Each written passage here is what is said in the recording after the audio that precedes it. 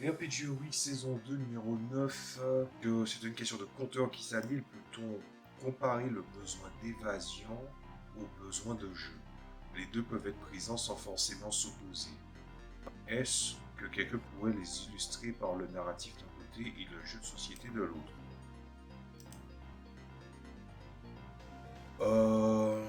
Alors, déjà, je pense qu'il y a la question est déjà un peu dirigée.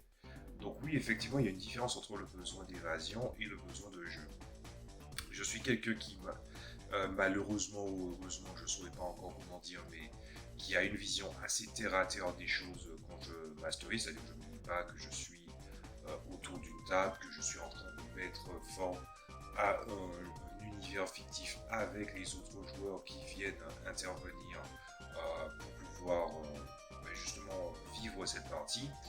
L'aspect social va rentrer en compte aussi dans les paramètres, ce qui fait qu'il y a une belle interaction entre le besoin de jeu et le besoin, je dirais pas d'évasion, mais plutôt que comme le jeu de rôle est un bon prétexte pour que tout le monde réagisse ou interagisse dans une histoire interactive, le besoin des deux est quand même assez important. Pour le côté évasion, j'ai fini par comprendre ce que les gens voulaient dire par de l'évasion, hein, voilà. Mais après, je crois que c'est la dernière partie qu'il faudrait que je regarde. Est-ce qu'on pourrait les illustrer par le narratif d'un côté et le jeu de société de l'autre? Ah oui, mais du coup, c'est ça. C'est pas tellement un besoin d'évasion. En fait, l'évasion et la narration, pour moi, c'est deux choses différentes. C'est pas ce qui est dit ou qui est exposé dans les questions. C'est juste que ça parle de l'évasion dans la première question. Ensuite, il y a une phrase, il y a comment dire ça, on te parle du narratif. Le narratif et l'évasion, c'est pas la même chose.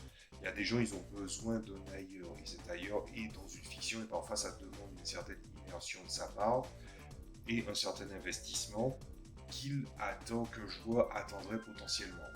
Moi, je sais par exemple que je veux vraiment une bonne intégration narrative, une bonne immersion, et le besoin d'évasion, je ne l'ai pas.